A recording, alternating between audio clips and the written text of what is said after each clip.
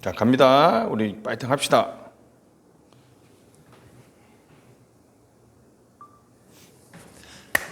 자, 안녕.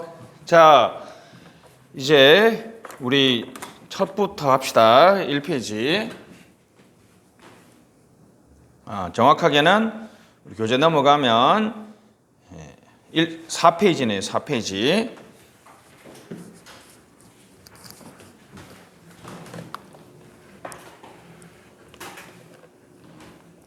자, 갑니다. 행정학의 기초이론. 다른 책에서는 보통 서론이라고 합니다. 그죠? 크게 4파트로 구성되어 있습니다. 행정의 의. 당연히 이제 행정의 개념하고 행정과 우리가 이제 역사 공부했으니까 잘 알죠. 그죠? 경향과의 차이에 따라서 행정의 특징. 요 특징 얘기하면 재화에 대한 얘기를 해야 돼요. 재화, 그죠? 재화에 대한 얘기를 하고, 행정은 어떤 외부에 존재하는 이른바 행정 환경에 대응하는 정부의 활동이라고 개념 정의했을 때, 이 환경과의 행정의 관계는 행정의 개념 정의에 상당히 중요합니다. 그죠? 우리가 이제 여러분들이 공부했던 정치, 대충 무슨 내용이 있어요? 행정은 정치에 예속돼 있다가 1829년 역관주의죠. 실적주의가 정착되면서 정치행정, 이론론, 이원론, 경제는 정치행정, 이원론과 이론론의 관계를 얘기해 줘야 되고, 여기는 학자를 많이 외워야 됩니다. 학자, FLB와 디모. 경제는 무슨 실패? 시장 실패와 무슨 실패? 정부 실패를 외워야 됩니다. 시장 실패와 정부 실패. 아주 내용이 엄청 많죠. 요즘에는 그냥 사회라고 안 그러고 무슨 사회?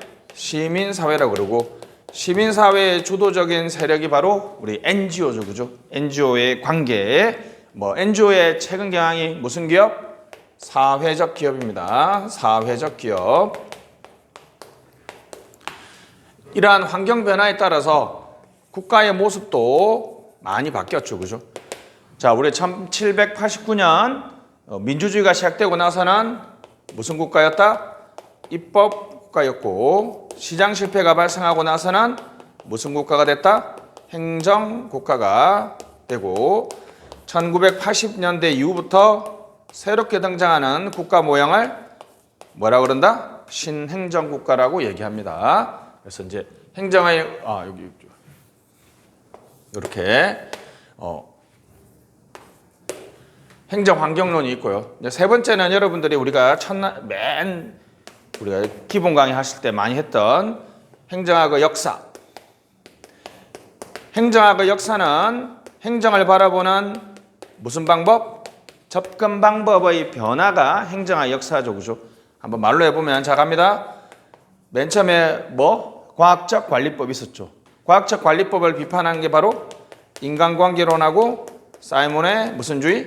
행태주의가 있었고, 전쟁이 끝나고 나서 개도국은 선진국의 경제 원조가 실패했다 그랬죠. 그죠? 무슨 행정? 비교행정이 있었고, 자, 비교행정론은 생태론을 의미한다 그랬습니다. 개도국의 발전을 위한 무슨 행정? 발전행정이 있었습니다. 1960년대 무슨 행태주의? 후기 행태주의가 등장했고, 공공선택론이 있었고, 요 다음부터는 이제 시험에 너무 많이 나오는 NPM 다음에 포스트 NPM. 포스트 NPM은 내용이 4개죠. 그죠? 뉴 가버넌스, 신공공 서비스, NPS. 그 다음에 공공가치 창출론하고 공공가치 실패론. 최근에 럿지까지 있습니다. 그죠? 그리고 마지막으로 이제 행정 이념, 행정 가치에 대한 얘기를 해야 되겠습니다. 행정 이념, 행정 가치, 이 얘기까지 해주면 되겠습니다.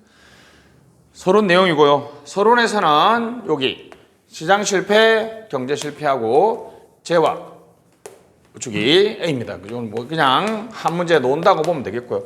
특히 이제 접근 방법에서 여기 이후부터 무조건 한 문제 놓습니다. 무조건 한 문제 옵니다. 여기 이제 행정 이념론에서도 한 문제 놓거든요. 그래서 전체 기초이론 서론에서는 20문제 중에 4문제가 놓거든. 4문제. 그러니까 요쪽 파트에 한 문제, 여기 한 문제, 여기 요 두 개 합쳐서 한 문제 놓고 이렇게 해서 여기 무조건 한 문제 놓습니다. 알았죠? 그다음에 행정 이념에서도 무조건 한 문제 놓으니까 강약 조절해서 공부하시면 되겠습니다. 자, 여기 경영과의 관계 여기 쉬운데 재화 얘기만 잠깐 한번 해보겠습니다. 재화. 그래서 우리가 배제할 수 있느냐, 배제할 수 없느냐. 배제할 수 없다는 말은 어떤 여러분 제품이나 서비스에 배제를 한다는 말은 돈을 부과하면 되죠. 그죠? 돈을 부과해서 돈이 없는 사람은 이용 못 하는 거죠. 돈을 부과하니까 요금을 부과하는 거죠. 그죠? 비배제는 뭐가 가능하다? 프리라이드가 가능하다. 비경합입니다. 자, 공동소비, 등량소비. 다시 무슨 소비? 공동소비와 등량소비입니다. 자, 우리가 월미도의 등대는 여러분 하룻밤에 등대를 불빛을 생산하는데 100만 원이 든대요. 그러면 배 한 대가 이용하면 등대 비용 얼마다? 100만 원. 2대가 이용해도 얼마? 100만 원. 3대 수억 척의 배가 이용해도 얼마요? 100만 원이죠. 이 등대를 이 많은 배들이 공동으로 소비하고 같은 양을 소비하죠. 그럼 이게 추가 생산에 돈이 들지 않는다는 거죠. 다시 배가 더 이용할 등대를 이용하기 위해서는 100만 원 이상 돈이 안 들죠. 그래서 다시 추가 생산에 돈이 안 든다는 말을 한계 비용이 제로다. 다시 무슨 비용? 한계 비용이 제로다. 요 개념을 잘 못 잡는 분이 있어서 설명드렸습니다. 그럼 여러분 생각해보세요. 한 대가 이용하더라도 100만 원이고 100대가 이용해도 100만 원이면 적은 배가 이용하는 게 좋아요? 많은 배가 이용하는 게 좋아요? 많은 배가 이용하는 게 좋겠죠. 그죠? 왜냐하면 같은 양을 소비하니까. 그래서 비배제적이고 비경합적인 것을 public good 또는 컬렉티브라고 그럽니다. 컬렉티브 굿. 여기는 이제 사적재라 그러고 시장재라고 얘기합니다. 그래서 배제할 수 있다는 말은 요금을 부과하니까 무슨 재? 요금제 또는 무슨 재? 유료재라고 합니다. 그죠? 요금제, 유료제. 요게 이제 자연독점 산업이죠. 재화는 무조건 시험에 놓습니다. 쉽게 놓으면 얘가 나와요. 얘가. 요거는 요거하고 비교됩니다. 자연독점은 평균 비용 하락. 다시 갑니다. 등량소비, 공동소비는 무슨 비용이 제로다? 한계 비용. 이거 바꿔서 시험에 한번 나왔어요. 알았죠? 다시 이거 같은 말이 뭐라 그래요? 규모가 커지면 커질수록 비용 구조가 경제적으로 바뀐다. 무슨 경제? 규모의 경제. 우리가 했던 것처럼 전국에 여러분 전기, 가스, 철도를 공급하기 위해서는 이용자가 있습니다. 비용이 있어요. 여러분 처음에 부산하고 서울까지 철도를 건설한다 생각하면 처음 이용자들은 엄청나게 돈이 비싸겠죠. 깔려면 돈이 많이 들잖아요. 그죠? 근데 그다음부터 계속 이용자가 늘어날수록 그다음부터는 도로 한번 깔아보세요. 이제 추가 비용은 안 들잖아요. 그지? 그러니까 어떻게? 요렇게 조금 들지만 점차 줄어들겠죠. 무슨 비용 하락? 평균 비용 하락. 무슨 경제? 규모의 경제. 자연독점의 성질이 뭐라고요? 뭐가 일어나는 거? 비용 체감 산업. 규모의 경제, 무슨 비용 하락? 평균 비용 하락이 자연독점의 특징입니다. 요 세 개 외워야 됩니다. 다시 요게 가장 이해하기 쉽죠. 이용자가 많아지면 많아질수록 비용이 싸지잖아요. 그죠? 생산 비용이 싸지니까 무슨 경제? 규모의 경제가 되겠습니다.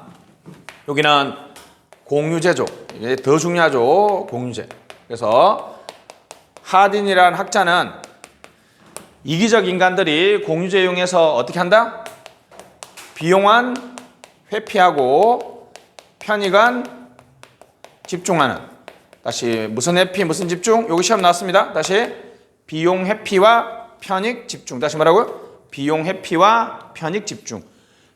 편익 회피와 비용 집중이라고 나왔어요. 틀렸어요. 그죠? 나의 이용이 다른 사람한테 나쁜 효과를 줍니다. 무슨 외부 효과? 부정적 외부 효과죠. 이거 여러분 공유제의 비극은 바로 옆에 부평 광장에 있는 거기 벤치에 보면 알 수 있잖아요. 가보면 여러분들 잘 안 하게 되죠. 거기 어르신분들이 한 잔 마시고 막 쓰잖아요. 그지? 정정에 그런 걸 우리가 어르신 그러시면 안 돼요. 그러면 어떻게? 네가 반대. 그러면 어르신 공유제의 비극입니다 하면 어르신이 말은 못해. 왜? 무슨 말인지 모르니까. 한 사람이 막 써버리면 다른 사람들의 이용을 방해하는 거. 무슨 비극? 공유제의 비극입니다. 다른 사람한테 나쁜 외부가 줍니다. 무슨 외부효과? 부정적 외부효과. 요거는 해결이 3가지가 있는데 요게 시험에 잘 나옵니다. 해결이 3가지가 있어요. 바로 특히 시험에 나왔던 거는 하딘은 사유화를 주장했습니다. 공유제를 그냥 개인에게 분배해서 개인들이 관리할 수 있도록. 행정국가 시대에는 우리가 이용 규칙을 만들어서 규제. 정부가 규제를 하는 방식을 했지만 오스트롬은 자율규제. 당사자들의 자발적 합의에 기초한 그러니까 시장의 방식도 아니고 이거는 사유화는 시장의 방식이죠. 국유화는 행정국가는 정부의 개입인데 이것도 아니고 이것도 아닌 당사자들의 자율규제라고 하면 오해할 수 있겠다. 그렇죠? 자율적인 규칙 제정과 준수. 강수했선. 그래서 요 3가지를 좀 기억해야 되고 요 재화는 너무너무 중요하기 때문에 여러분들이 꼭 암기하셔야 됩니다. 자, 준비됐죠? 우리 이제 그렇게 해놓고 배경 설명하고 본문의 내용을 한번 봅시다.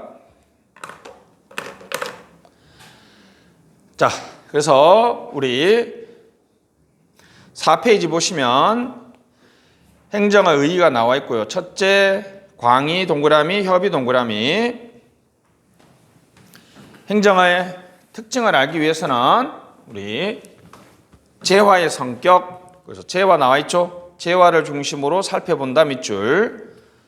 우리 행정 개념을 좀 더 명료하게 여기서 우리가 경향과의 관계 별표. 요게 이제 B죠. 나머지는 행정이 하는 일, 정부 기능, 무슨 기능? 행정 기능. 행정이 진행되는 과정 등은 간단히 살펴보는데 거의 시험에 나오지 않습니다. 알았죠? 됐습니다. 자, 광의와 협의가 있는데요. 요것만 잠깐 우리 이제 한번 순환 돌았기 때문에 조금 쉽게 얘기할 수 있을 것 같아요. 자, 7번 보시면 이렇게 행정의 개념을 경영과의 관계에서 얘기하는 이유는 행정학의 탄생 배경이 경영학과 유사하냐 유사하지 않냐라는 논쟁이 있었잖아요. 그죠? 그것 때문에 그렇습니다. 자, 갑니다. 제가 맨날 얘기했던 거예요. 이게 행정수도 이전이냐 공장부지 이전이라 그랬죠. 뭔가 합리성을 추구하고 의사결정을 하는 곳이며 어떤 관리 활동이라는 측면에서는 행정과 경영이 유사하죠. 그죠? 자, 근데 행정은 공익을 추구하고 공공재 또는 이런 걸 우리가 가치 판단이라고 합시다. 그래서 2가지의 관점으로 자 갑니다. 그래서 이 부분을 A라고 하고 이 부분을 B라고 했을 때 A만 행정이라고 얘기하면 이거는 경영과의 차이를 강조하는 개념이죠. 다시 행정은 요 A와 B를 합친 거잖아요. 그죠? A만 하면 행정을 좁게 정의했어요? 넓게 정의했어요? 좁게 정의한 거죠. 여기 경영과 차이 나는 여기만 행정이라고 정의할 수도 있지만 A와 B 모두가 행정이라고 정의할 수 있죠. 그러면 이제 A는 기본적으로 행정이니까 상대적으로 A와 B를 강조하는 거는 상대적으로 뭘 강조하는 거예요? B를 강조하는 거니까 이거는 이제 경영과의 유사점을 강조하겠죠. 그럼 A로 정의하면 뭐라고 행정을 정의할 것 같아요? 그냥 공공가치를 구현하는 활동, 공익을 달성하는 활동. 공익을 달성하는 활동은 경영에서는 안 하잖아. 그죠? 근데 만약에 A와 B로 정의하면 A는 당연하니까 B를 강조해줘야 되겠죠. B로 넓게 행정을 정의하면 인간의 합리적 행위 이런 식으로 정의하는 거예요. 왜냐하면 뭐하고의 공통점을 강조해야 되니까 경영과의 공통점을 강조해야 되니까 됐습니다. 그래서 우리 본문의 내용 보시면 광이 동그라미 됐습니다. 광이는 무슨 의미? 넓은 의미. 광이는 무슨 의미? 넓은 의미죠. 1번 목표 달성의 수단이다. 수단 동그라미. 2번 협동행위 동그라미. 의사결정 동그라미. 맞죠? 가장 허버트 사이먼이 정의하는 개념이 인간의 협동적 의사결정이다. 이렇게 정의한다는 거죠. 자, 그 다음에 3번 공조직 위에다가 행정 쓰시고 사조직 위에다가 경영 쓰시고 공조직은 행정이고 사조직은 경영이죠. 그죠? 보편적 별표. 보편적으로 나타난다는 것은 4번 무슨 관점이다? 제네릭 뷰. 일반적 관점이다. 맨 끝에 행정과 경영의 차이를 강조한다. 유사점을 강조한다. 차이를 강조하는 게 아니라 뭘 강조한다? 유사점입니다. 두 명만 기억하면 됩니다. 우드로 윌슨, 허버트 사이먼. 아시겠죠? 우드로 윌슨과 허버트 사이먼은 행정 경영 메돈론 일원론적 관점이죠. 그죠? 됐습니다.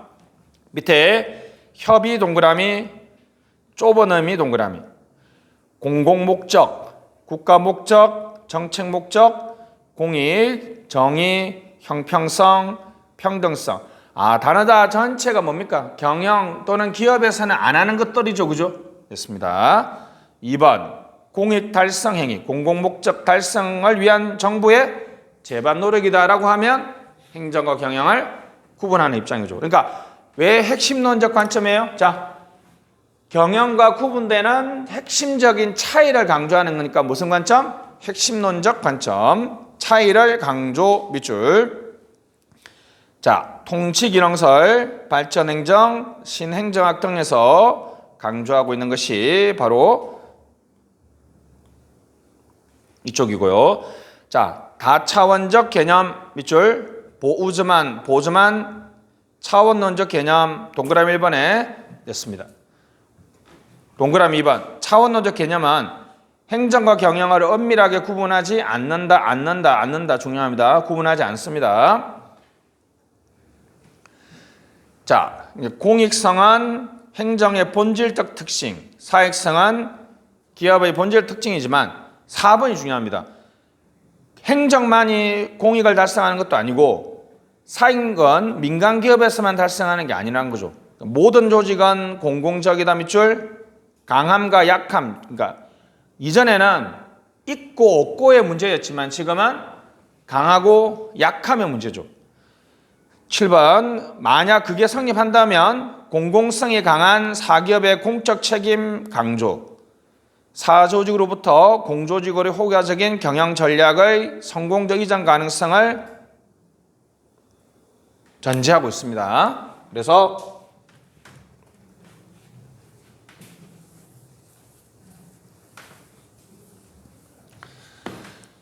그냥 이제 답은 거버넌스죠. 자, 이런 얘기죠. 자, 어떤 행동이 이쪽으로 가면 공익을 달성하는 거고 이쪽으로 가면 사익을 달성하는 거야. 예를 들면 여러분 국방, 치안, 소방 같은 경우에는 사익으로 바라볼 가능성이 좀 상대적으로 낮죠. 그죠? 여기 이제 물건 판매는 사익을 달성하는 행위인데 옛날에는 정부는 무조건 공익을 달성하고 기업은 사익만 달성한 했는데 그게 아니라 이런 식으로 정도의 차이가 있다는 거예요. 반대로 여기도 이렇게 정도의 차이가 있죠. 자, 공익 달성하는 것은 정부의 본질 역할이다. 맞죠? 근데 정부만이 공익을 달성하는 것은 아니라는 거죠. 그죠? 그럼 자, 이쪽으로 갈수록 공익성이 강조되는데 이렇게 내려갈수록 사회성이 강조되죠. 예를 들면 요 정도 일이 있습니다. 만약에 공기업이라 그러면 요만큼은 지금 무슨 성이에요? 공익성이라면 요만큼은 지금 사익성이죠. 그러니까 이 공기업의 일은 공익성이 요 정도고 사익성이 요 정도란 말이죠. 옛날에는 공기업이니까 무조건 공익성만 있다 이렇게 봤다는 거야. 그게 아니고 정도의 차이라는 거죠. 그러면 이만큼의 차원에서는 공익을 또는 정부의 책임을 강조해주고 이만큼의 차원에서는 민간 경영 기법을 도입할 수 있겠죠. 왜? 요 일은 사익과 공익의 정도의 차이라는 거예요. 정도의 차이. 그러니까 반대로 얘기하면 여러분 여기는 민간 기업의 활동인데 이 기업의 활동에서 사익성이 이만큼이지만 뭐가 없진 않아요. 공익성이 없지는 않죠. 이 경우에는 민간 기업에게 무슨 책임을 강조할 수 있다? 공적 책임을 강조할 수 있고 이렇게 되면 공익성이 강조되더라도 이만큼의 사익성이 있으니까 민간 경영기법을 도입할 수 있죠. 그러니까 서로 협력을 통해서 이 업무를 수행해야 된다는 것이니까 그래서 무슨 개념? 정부 차원과 기업 차원에서 협력을 통해서 공적 업무를 수행해야 된다. 그래서 무슨 개념? 차원론적 개념. 다시 뭐라고요? 차원론적 개념. 5번이 중요합니다. 모든 조직은 공공적이고 강하고 약함의 문제만 있는 거죠. 그죠? 그러면 강한 데는 정부의 역할을 강조하지만 사익성이 있는 만큼 민간 차원에서 협력이 필요하다는 거죠. 반대로 7번. 그러면 민간 기업의 활동도 민간 부분의 활동도 어떤 차원에서는 공익성이 있을 수 있겠죠. 그러면 민간 기업에 또는 민간 활동에 무슨 책임을 요구할 수 있다? 공적 책임을 요구할 수 있다. 이렇게 합니다. 다음 페이지. 행정의 특징. 이런 거 그냥 쭉 읽고 넘어갑시다. 공공성, 공익성, 정치성, 권력성. 공권력이라 그러죠. 강제력 옆에다가 공권력. 민간 기업하고 어떤 면에서 가장 큰 차이는 공권력. 그래서 강제력을 행사할 수 있다는 것이 어떤 면에서는 가장 큰 차이죠. 3번 공공재 생산과 분배, 4번 독점, 5번 민간협력, 6번 타율성. 맞죠? 법률 제정 등 타율적으로 뭔가 자율적으로 하는 게 아니라 법에 있으면 하고 법에 없으면 안 하죠. 그렇죠? 타율성입니다. 감시, 다양한 외부 감시, 합리성과 관리 활동이 있습니다. 자, 지혜와의 종류가 있습니다. A죠, A. 아주 중요합니다. 자, 갑니다. 1, 4번부터 사적재. 가장 쉬운 문제는 얘입니다. 그러니까 여러분도 돈 주고 살 수 있는 거 다. 빵, 음료수, 휴대폰, 택시도 시험에 나왔습니다. 원칙적으로 정부 개입이 없어야 한다 밑줄. 근데 3번이 중요합니다. 가치제는 저소득층에게 사적재에 개입합니다. 이만큼 저소득층이 이용하는 것이 가치 있기 때문에 개입한다. 무슨 제? 가치제.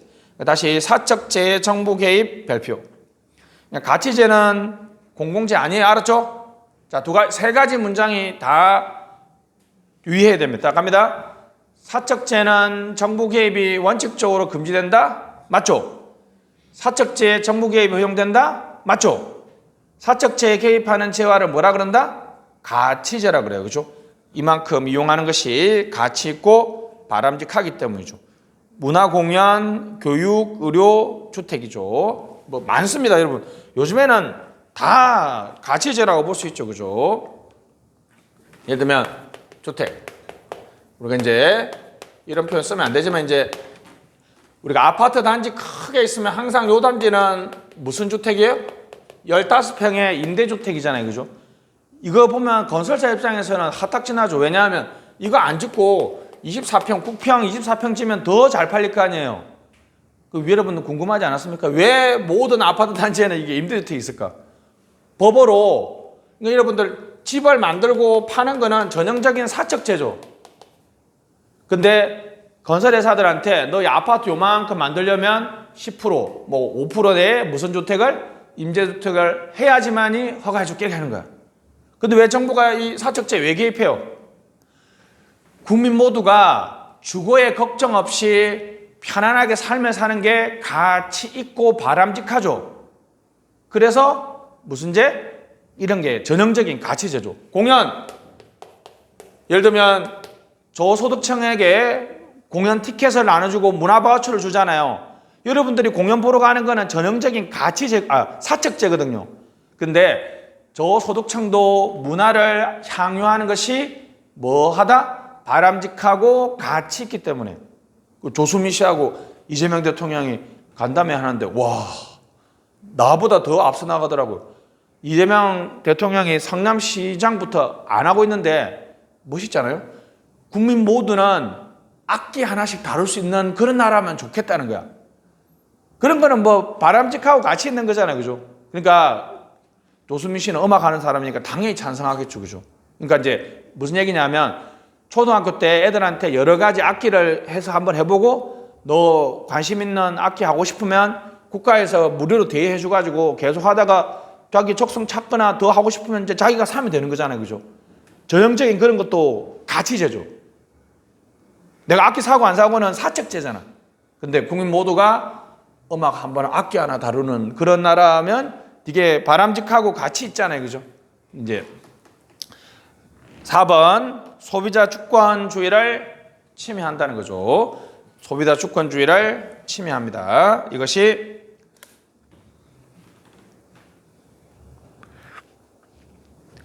맞잖아요, 여러분. 그죠? 내가 마음대로 물건 사고 팔 수 있어야 되는데 정부가 인위적으로 개입하니까 내가 사고 파는 게 제약되죠. 그죠? 소비자 주권주의를 침해한다. 자, 공유제입니다. 공유제. 됐어. 공용 경기장, 지하자원, 공공시설, 공공도서관, 체육관, 운동장, 공유장, 동식물 전부 다 뭐다? 공유제입니다. 하딘이 말했던 무슨 비극? 공유지의 비극입니다. 무슨 실패? 시장 실패. 건적한에 편익 집중 비용 분산이라고 써보세요. 편익은 집중되고 비용은 분산된다. 다른 사람한테 나쁜 외부 효과가 나타난다. 그죠? 무슨 외부 효과? 부정적 외부 효과. 다시 무슨 외부 효과? 부정적 외부 효과. 편익 집중 비용 분산. 자, 3, 4분면에 집합제, 공공재가 있습니다. 다시 뭐라고요? 집합제, 공공재. 국방, 치안, 등대, 공기, 가로등. 됐죠? 됐습니다. 비기성성, 민간 투자의 저해 요인 밑줄. 3번이 한번 시험에 나와서 많이 틀렸는데 이거는 공공재만의 특징은 아니고 다른 제마다 다 똑같죠. 그죠? 동일한 양을 생산한다고 해서 동일한 만족은 아니다. 알았죠? 여러분 똑같은 만 원짜리 순댓국 먹고 어떤 애는 엄청 맛있다 그러는데 어떤 애는 별로다고 그러잖아요. 그죠? 그런 건 만족이 동일한 건 아니에요. 요금제 됐습니다. 가스, 전기, 철도, 케이블 TV, 통신. 자연 독점 별표, 규모의 경제, 평균 비용 하락. 아주 중요합니다. 비용 체감 산업이라고 건처 한번 써주시고 다시 무슨 산업? 비용 체감 산업. 요 4개의 단어가 같이 나옵니다. 비용 체감 산업. 다시 무슨 산업? 비용 체감 산업. 무슨 경제? 규모의 경제, 평균 비용 하락. 정부가 직접 공급하거나 규제를 하는 게 맞죠. 그죠? 정부가 직접 공급하거나 규제하는 게 맞습니다. 정부의 직접 공급 또는 규제라고 쓰세요. 최근에는 정부 실패 이후에는 민간 참여가 증가하고 있습니다. 우리 도로나 이런 거 BTL, BTO 민자 유치한다 그랬죠. 그죠? 공부했으니까 넘어갈게요. 밑에 동그라미 1번 비배제성은 됐습니다. 무임승차 밑줄. 비배타성이라고 하기도 합니다. 됐습니다.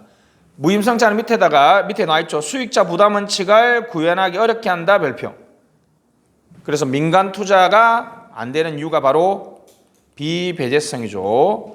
민간 투자의 저해요인입니다. 그죠? 그래서 여러분들이 제한 서비스 제공하는데 돈 내라 그러면 여러분들 나 필요 없다 그럴 거 아니에요. 그죠?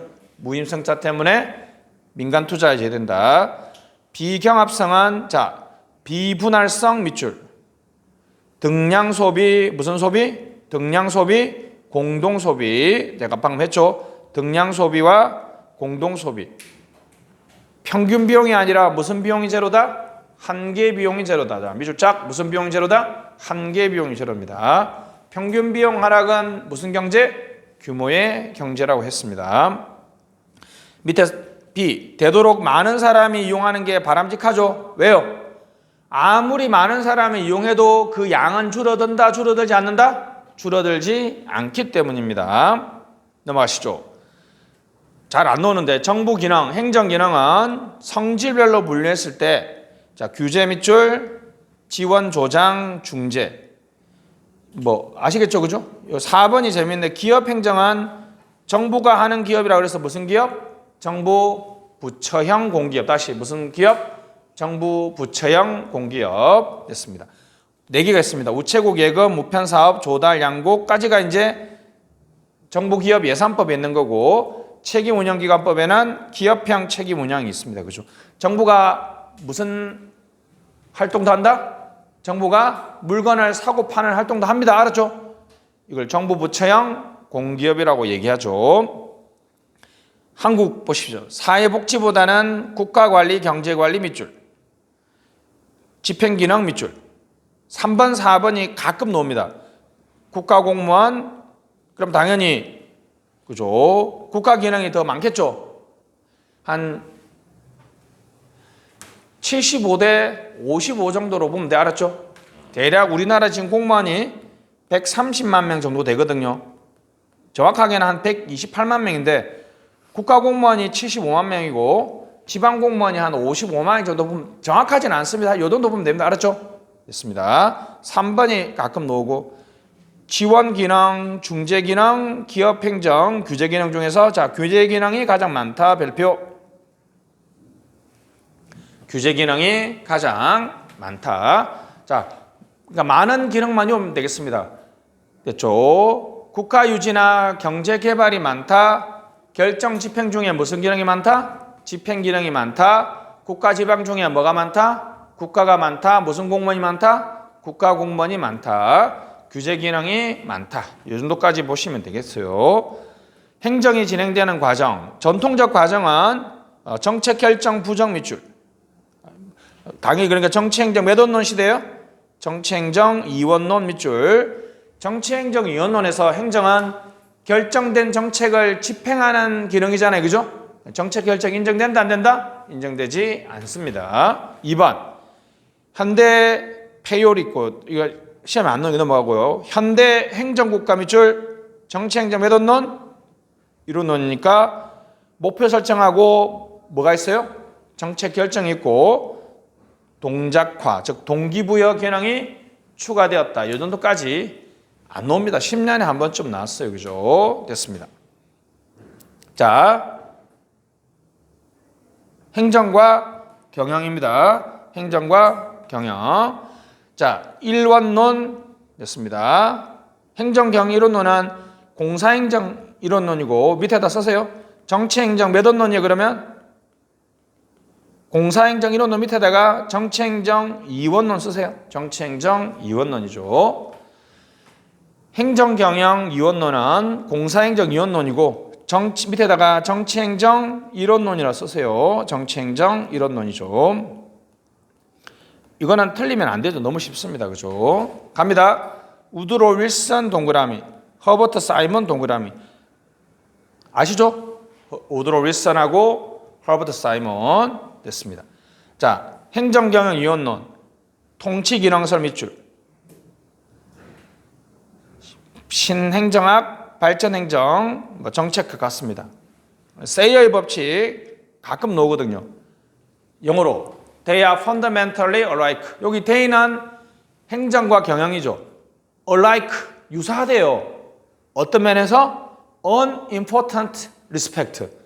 중요하지 않는 모든 면에서 유사하다는 거죠. 이거 역설법이에요, 역설법. 그죠? 중요하지 않는 모든 면에서 유사하다는 말은 중요한 부분에서는 차이가 있다는 거죠. 차이가 있다는 거니까 밑에다가 행정경영 이원론이죠. 행정경영 이원론 됐습니다. 그래서 이거 여러분들 이해 잘 못하시길래 제가 그냥 한마디로 정리해드렸어요. 자, 저번에 했죠. 신봉선 아이유 닮았다 라고 말하면 진짜 닮았다는 얘기예요? 아이유 매기는 얘기야? 아이유 매기는 얘기죠. 물론 중요하지 않은 눈 두 개, 코 하나, 입 하나는 닮았지. 중요한 부분에서는 엄청나게 차이가 나잖아요. 그죠? 다시 세이의 법칙은 간단하게 행정경영 메돈론 이원론. 다시 뭐라고요? 두 번 나왔습니다. 행정경영 메돈론 이원론입니다. 자, 밑에 보시면 유사점 아까 했던 거죠. 수단 동그라미, 도구 동그라미, 봉사 동그라미. 봉사라는 것은 어떤 목표 달성을 위해서 최선을 다하는 그런 성질을 말하고요. 자, 관료제 동그라미, 관리 방식 비슷하다. 관료제의 순기능과 역기능도 모두 다 똑같이 나타납니다. 행정경 알았죠? 사이먼, 협동 동그라미. 사이먼 하면 항상 뭐요? 의사결정의 합리성. 합리성을 추구하는 행위며 의사결정을 하는 행위로서 행정과 경영은 유사하다. 다음 표 가시죠. 행정경영이 차이가 납니다. 자, 갑니다. 행정, 공익, 가치 판단, 정치성, 권력성, 공권력. 3번, 행정은 사실 무형이기 때문에 성과 측정이 어렵죠. 그죠? 행정의 대부분의 활동은 서비스이기 때문에 성과 측정이 어렵고 4번, 법적 제약, 5번, 독점입니다. 독점 놓으면 무슨 비율성? X 비율성 쓰시고 X 비율성.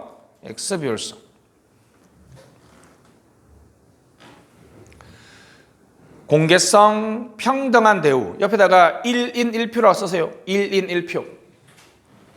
1인 1표죠. 그럼 같은 경영칸에 6번 가보면 차별이라고 나와있죠. 그죠? 옆에다가 1원 1표라고 쓰세요. 1원 1표. 기업은 고객으로 보면서 돈 많은 고객은 아이고 고객님 오셨어요 이렇게 하는데 돈 없는 고객은 쌩까잖아요. 그죠? 여러분들 은행에 가면 여러분이나 나나 여러분 은행에 가면 여러분 항상 옆에 창고에 VIP 있잖아. 한 번도 못 들어가 봤다. 여러분은 제발 죽기 전에 한번 들어가 보세요. 고객으로서. 그죠? 거기는 일반 고객하고 VIP 고객을 뭐 하는 거예요 지금? 차별하죠. 돈 많으면 왕이고 돈 없으면 뭐 쌩까는 거야. 그지? 근데 여기는 노숙자나 여러분이나 나나 이재용이나 투표를 가면 모두 다 몇 표예요? 한 표니까 어떻게 대우해요? 평등하게 대우한다. 7번, 윤리성이 높다. 신분보장. 8번, 신분보장이 강하다. 신탁적, 추상적 계약관계 알았죠? 마치 의사와 환자. 그러니까 계약서를 쓰진 않지만 이거 우리가 신탁적 신뢰라고 그러고 다시 뭐라고요? 신탁적 신뢰. 연인들의 관계가 여러분 신탁적 신뢰예요. 여러분들이 물건을 살 때 쓰는 계약서가 아니라 우리가 서로 연애를 하면서 서로 최선을 다한다는 믿고 맡기는 계약관계. 무슨 신뢰? 신탁적 신뢰. 공권력 넘어갑시다. 최근에는 구별이 상대화되고 있죠. 그죠? 잘 아시는 것처럼 제3섹터 공사 혼재 밑줄 A 민간과 공공이 사업가적인 파트너 였습니다. 옆에다가 지방공기업 써보세요. 지방공기업 특히나 공사만 해당돼요. 지방공기업이 여러분 지난 시간 했는데 까먹었죠. 지방정치단체가 공기업을 하는 방식이 세 가지가 있어요. 직영을 할 수도 있고 공사를 할 수도 있고 공단을 할 수 있습니다. 자 갑니다. 50% 이상이에요? 50% 이하예요? 옆에다 쓰세요. 50% 이하. 외자 가능하다 가능하지 않다? 외국 자본 가능하다 그랬죠? 됐습니다. 그래서 영미에서는 특이하게 비영리 민간단체를 말하는데 일본 한국 밑줄 50% 이하 밑줄 몇 줄? 50% 이하. 외자 가짜 쓰시고 50% 이하의 외국 자본이 가능하다 불가능하다? 가능하다. 가능할 가짜 한자 아시죠? 가능할 가짜 쓰시면 되겠습니다. 그럼 제3섹터는 우리나라에서는 그냥 뭐라 한다? 민간 공동 출자 기업. 다시 뭐라고요? 민간 공동 출자 기업. 예를 들면 여러분 자 정부가 100% 지분을 소유하다가 70% 지분을 낮았어요. 그러면 몇 섹터가 되는 거야? 제3섹터가 되는 거죠. 100% 지분은 전적으로 정부가 책임지는 거잖아요. 그죠? 30%를 민간에 팔았으면 민간이 공동 출자한 것 같은 구조가 되죠. 무슨 섹터? 제3섹터가 된다는 거 잊지 마시고. 됐습니다. 구별 상대하가 나와. 공생산 태안자원봉사라고 써보세요. 태안자원봉사. 태안자원봉사는 124만 명의 자원봉사자들이 3개월 만에 기름띠를 다 제거했잖아요. 그죠? 정부와 민간이 협력을 통해서 공적 문제를 해결한다. 이걸 무슨 생산? 공생산. 무슨 생산? 공생산. 오늘 아침에도 여러분들이 공생산을 하셨어요. 바로 개인적 공생산 밑줄짝. 개인적 공생산은 여러분이 오늘 빨간불에 안 건너왔죠? 그죠? 그럼 전형적인 개인적 공생산입니다. 마스크 쓰기, 쓰레기 줍기, 뭐 신호 준수 써보세요. 신호 준수하는 거 이런 것들 무슨 공생산이에요? 개인적 공생산이고, 집단적 공생산은 아파트 자치방문대와 같이 그러면 순찰을 돌면 아파트 단지라는 그 집단에게 효과가 발생하죠. 무슨 공생산? 집단적 공생산. 집합적 공생산은 전체 사회 별표. 내 공생산의 행동이 우리 공동체 전체에게 좋은 영향을 주는 거죠. 무슨 공생산? 집합적 공생산. 이게 바로 태안자원봉사가 전형적인 뭡니까? 집합적 공생산이죠. 그죠? 오늘 아침에 여러분들 보셨을까요? 여러분들 안 보셔도 있겠구나. 여러분 아침에 되면 그 교통경찰이 부족하니까 중요한 사거리에 개인 택시 하시는 분들이 신호 이렇게 해주잖아요. 그죠? 그러면 신호가 원활해지면 부평, 더 나아가 인천시 전체의 교통이 원활해지니까 그 편익이 어디로 가요? 공동체 전체로 가니까 무슨 공생산? 집합적 공생산. 무슨 공생산? 집합적 공생산입니다. 근데 공생산은 여러분 1번 무임승차가 발생하면 공생산 잘해요 안 해요? 잘 안 합니다. 왜요? 나 하나쯤은 안 해도 되겠지라는 생각을 하면 공생산이 잘 된다 안 된다? 안 된다. 무임승차는 공생산을 어렵게 합니다. 근데 민간 자원봉사자들은 책임성이 없기 때문에 결정 X, 집행 동그라미. 결정 X라고 하지 마시고 결정에는 불가, 집행 가능. 공생산은 어디에 분야에만 가능하다? 정책, 집행 분야, 서비스, 제공 분야에는 가능하지만, 그러니까 개인 택시 분들한테 교통정책을 결정하는 업무를 맡기면 안 돼요. 신호 준수하고 이렇게 차량 통제하는 정도의 단순 집행 업무만 공생산하면 돼요. 왜요? 그분들은 책임을 지지 않는 거잖아요. 그죠? 우리 민주정치에서 책임을 지는 사람은 누구의 손에 의해서? 국민의 손에 의해서 뽑히거나 그 손에 의해서 뽑힌 사람한테 임명받은 사람이어야 되잖아요. 그죠? 그래서 정책 집행보다는 결정 분야에서 가능하다. 이렇게 봐주시면 되겠습니다. 자, 여기까지 하고 잠깐 쉬었다 합시다.